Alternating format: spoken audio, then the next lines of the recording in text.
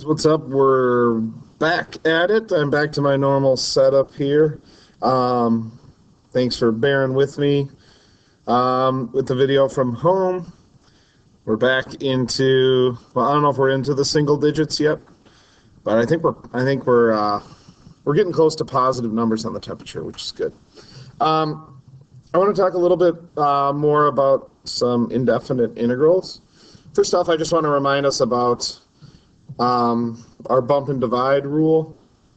So again, if I have integral of let's say 5x to the ninth dx, right? To do an antiderivative here, I'm going to bump and divide. Now, what I like to do is I like to write my x to the power first and then worry about the coefficient second. So what I do is I say, okay, my power is going to be bumped up to the 10th, and now I'm going to divide 5 by that new power. 5 divided by 10 is 1/2. And I have to remember to write plus c, because again, there could be any constant tacked on. Okay. But what about this? What if I gave you the integral of 8 dx? Now, we know when we do derivatives of constants, they become 0. But is that going to be true for antiderivatives? If you think about it, it definitely shouldn't be true, right? What function, if we did the derivative of that function, would give us an answer of 8? Well, that would be 8x, right? So the integral of 8 dx would simply be 8x plus c. So whenever we integrate a constant, I like to think of it as tacking on an x, right? So if I had the integral of -4 dx, that would be -4x plus c. So to write our general rule, we'll use the letter c for a constant. The integral of a constant dx is just equal to cx plus c. And maybe I should have used a different letter for my constant. I'm just going to change this to a k. Oops. Just because I'm using plus c for a constant, I'll just change the initial constant to a k. So the integral of k dx equals kx plus c. Now this is true for things that are constants but maybe don't appear to us as constants, right? So if I did the integral of pi dx, that's simply pi x plus c. So that's how we integrate constants. Another thing I want to talk about is, what if I had this?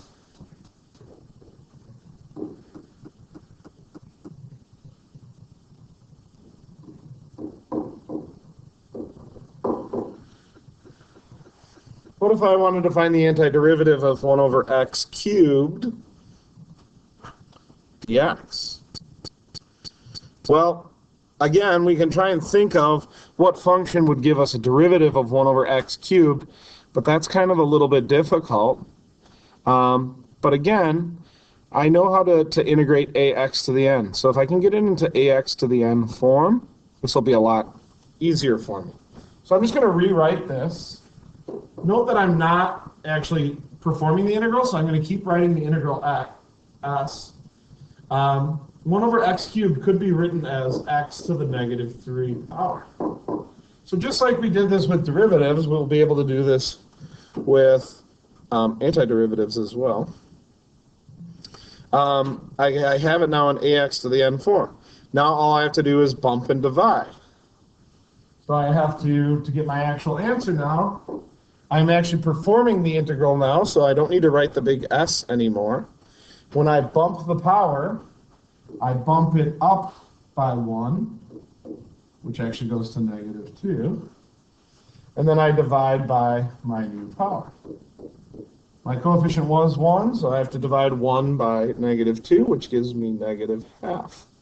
So I end up with -12 x to the -2 plus c is my answer. And again, whenever you get to this scenario, you can always double check your work by, if I derive that answer I got, I should get 1 over x cubed, right? And if I did the derivative here, I'd multiply -2 times -12, which would give me +1. And reducing the power 1 by 1 gives me 1x to the -3, which gives me 1 over x cubed. Same thing with integrals, or sorry, with radicals.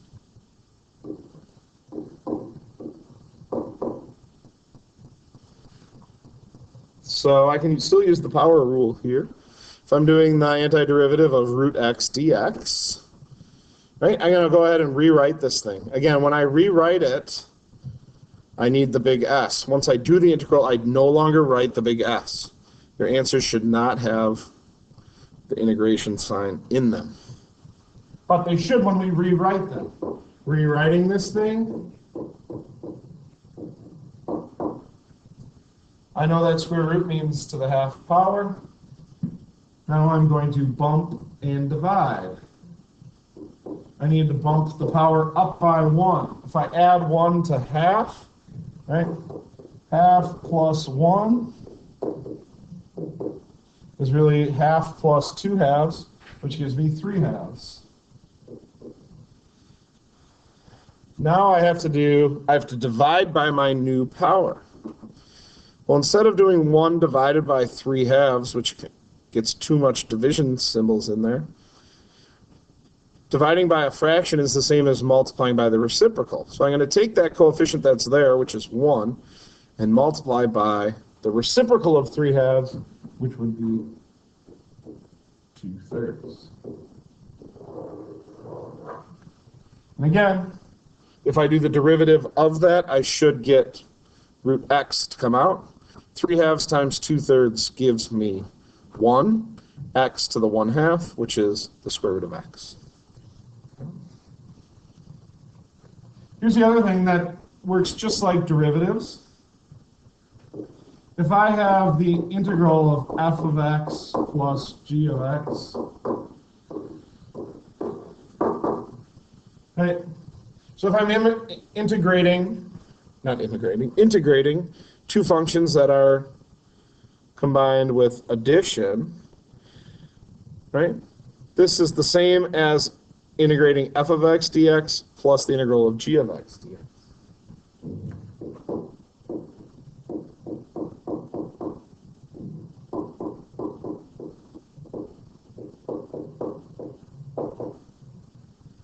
I call that just splitting the integral. Okay? We don't have to split the integral if we don't want, but there are going to be times when it's very, very helpful for us to do that as we get into more complex integrals. So let me show you what that means. If I have the integral of, let's say, 18x plus 5,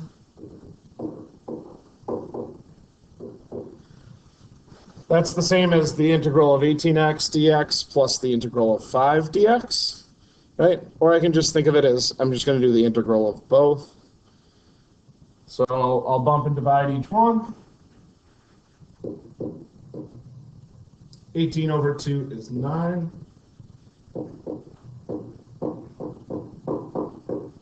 Right? All this means is I can do the two integrals separate and then add their answers together. Okay. I want to end this video with just a couple of things that we should know. How about this integral?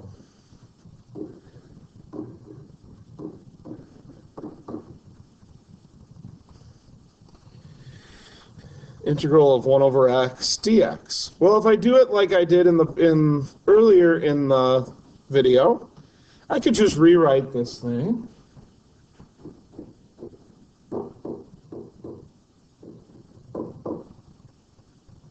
I can just put it in ax to the n form and go ahead and bump and divide. But you're going to see a problem arise. When I do that, I'll get this. Well, that's a huge, x to the 0 is not a problem, but 1 over 0 is a huge problem. Right? I can't divide by 0. This is not the answer.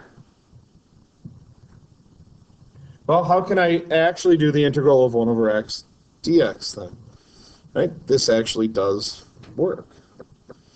Well, I want you to think, what function, can I think of a function whose derivative gave me 1 over x as an answer? Well, if you think, you should remember, oh yeah, that was natural log x.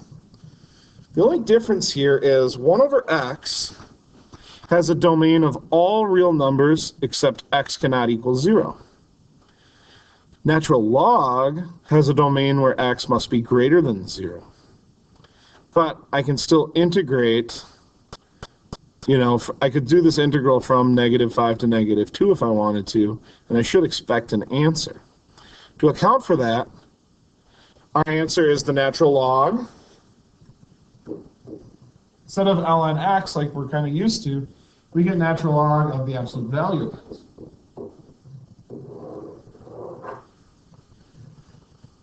So that is one to memorize.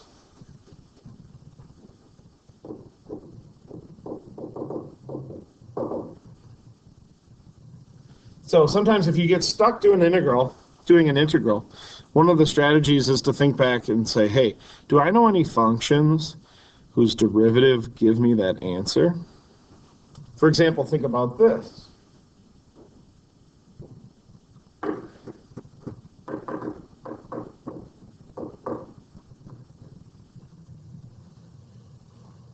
Now, do I know a function whose derivative gives me sine x? Well, you might think cosine, but that's a little bit of a problem because the derivative of cosine x is actually negative sine x. Well, I don't want the integral of negative sine x. I wanted the integral of sine x. Well, what function, right, if cosine derivative gives negative sine, then wouldn't negative cosine's derivative give us positive sine x? The answer is yes, and that is our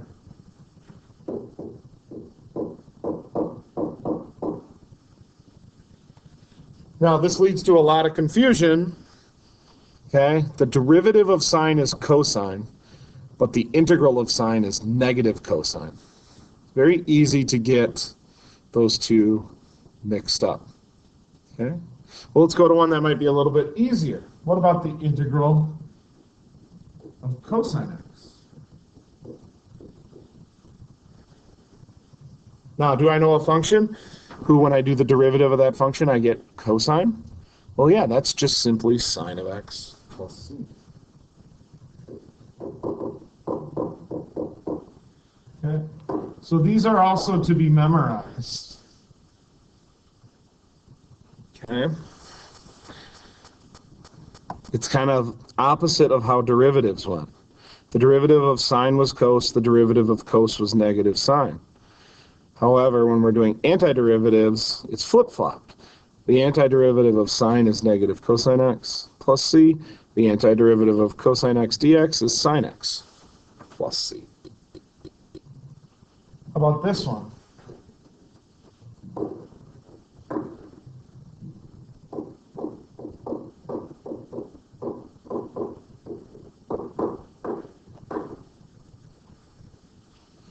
Now, on the surface, this might look like a challenging problem, but if we just think about, do I know a function whose antiderivative comes out secant x tangent x? Oh, that would just be secant x.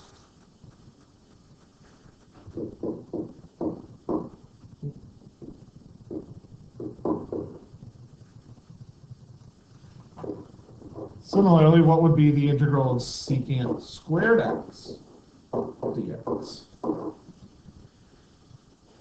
Well, do I know a function whose derivative comes out secant squared. Yes, I do. That function is tangent x. So my antiderivative of secant squared x dx is simply tan x. Let's see. Okay. You'll see a couple other in class on Monday when we're finally back, hopefully, after this long break. But always a strategy to think about those things. I'll end that now, and have a great weekend after this weird week of school. Talk to you guys later. 2 chains. Bye.